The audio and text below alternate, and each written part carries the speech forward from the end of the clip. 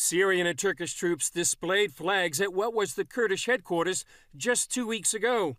CBN News has learned some experts on the region are concerned the people leading the self-administration government might be arrested, or that there could be retribution and revenge killings by the Assad regime for the people who just 2 weeks ago were the main U.S. allies in the region. But they say it could be averted if the U.S. stays in eastern Syria. On Capitol Hill, there's talk of war crimes by troops allied with Turkey during the invasion. We would say that Turkish-supported Syrian opposition forces, who were under general Turkish command in at least one instance, did carry out a war crime, and we have reached out to Turkey to demand an explanation. And if accurate, and I assume that they are accurate, they would be war crimes, as best as I know the law of land warfare. At the White House, President Trump declared victory and lifted sanctions on Turkey. This was an outcome created by us, the United States, and nobody else, no other nation. Very simple. And we're willing to take blame, and we're also willing to take credit. The president also warned Turkey it needed to protect religious minorities, or he would reimpose sanctions. From inside northeast Syria, Christians issued a stark warning about Turkey. Turkey is now conducting an ethnic and religious genocide against the people of northeastern Syria, in particular the Christians. Turkey is using the extremist terrorist groups to occupy the Syrian territories. Now, in the region occupied by Turkey, all the Christians, Yazidis, and Kurds fled their homes, and only the radical jihadists are there. Those extremist terrorist groups the Syriac Christian Union blamed are the Free Syrian Army that Turkey uses as their shock troops.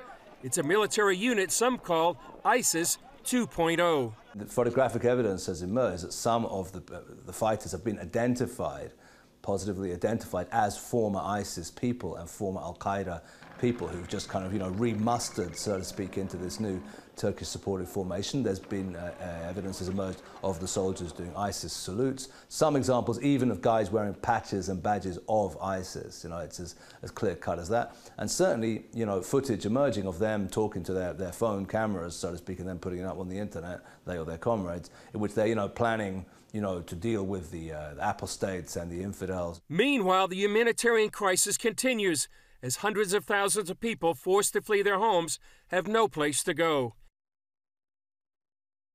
Chris Mitchell joins us now from Jerusalem. Chris, tell us more about this warning by Syrian Christians. What's happening with them?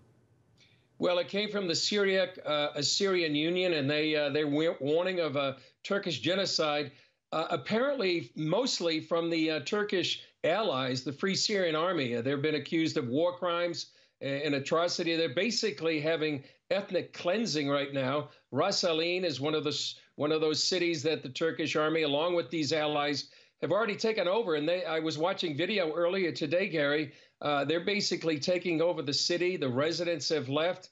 So that's just an example of the ethnic cleansing going on that these Christians are warning about, and genocide, particularly from these jihadists. Really, somebody has called these troops ISIS 2.0. So these are the kind of people that Christians there in northeast Syria are facing in some areas. Why is Erdogan targeting Christians, and the Free Syrian Army doing this as well?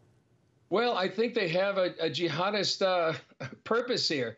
They call themselves the Army of Mohammed in some places. And we have seen this play out last year.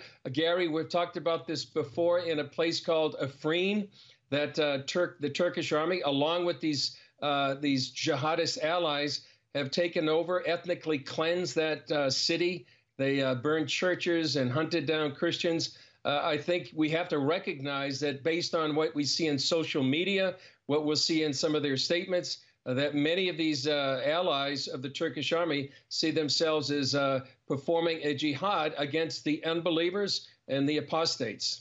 A lot of people think the Free Syrian Army should be disbanded because of that. So are you in contact with these believers, and what help are they looking for, Chris?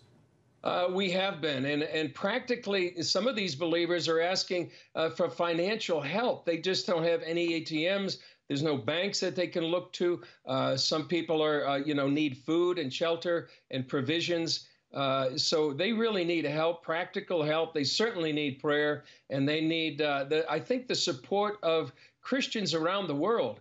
I think when I saw this press conference of the Syriac Assyrian Christians, I think their appeal is to believers in the West, especially, to please pray for us, speak up for our behalf, and that their brothers and sisters are facing genocide, facing a lack of provision and finances. And I think they're asking the church in the West to step up, to speak out for them, pray for them, and help them practically. And quickly, Chris, tell us about their faith. How are they holding on?